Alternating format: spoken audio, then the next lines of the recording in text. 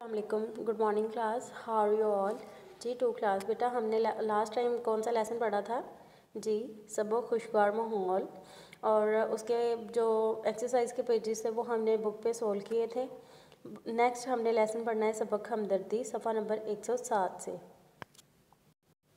सफ़ा नंबर 107 पे है हमदर्दी। ये नज़म लिखी हुई है डॉक्टर मोहम्मद इकबाल की, जो हमारे कौमी शायर हैं इलामा मोहम्मद इकबाल, उनकी ये नज़म लिखी हुई है। और इस नज़म में दो परिंदों का जिक्र आएगा। वो कौन से हैं?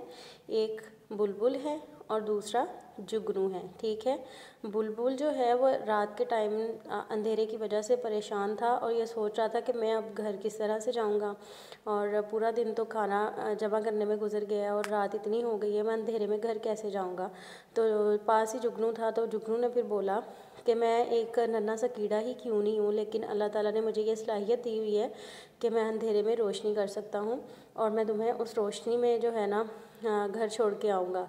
तो इस तरह से फिर जो उसने कहा है, क्या गम है जो रात है अंधेरी, मैं राह में रोशनी करूँगा। अल्लाह ने दी है मुझको मशल।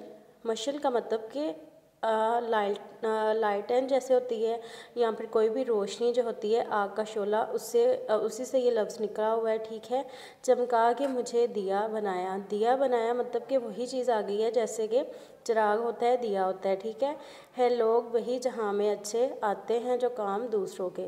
तो उन्होंने क्या कहा हुआ है, पैगाम भी दिया हुआ है कि लोग जहाँ में वही अच्छे हैं जो दूसरों के भी काम आते हैं। ठीक है, और ये किस चीज़ का मुजाहरा करती है? इंसानियत का। जिस भी इंसान के अंदर इंसानियत होती है, इंसान सभी होते हैं लेकिन इंसानियत किसी किसी इंसान में होती है, जिसके दिल में दूसरों के लिए हमदर्दी हो और दूसरों के लिए प्यार हो। ठीक है, दूसरों का दुख देख के उसको ख़त्म करने की कोशिश करें, वही लोग जहाँ में अच्छे होते हैं। तो बेटा इस कहानी को आपने दोबारा से पढ़ना है, नज़म को पढ़ के जो भी लफ्ज़ आपको मुश्किल लगे उसके तोड़ जोड़ कर लेने हैं।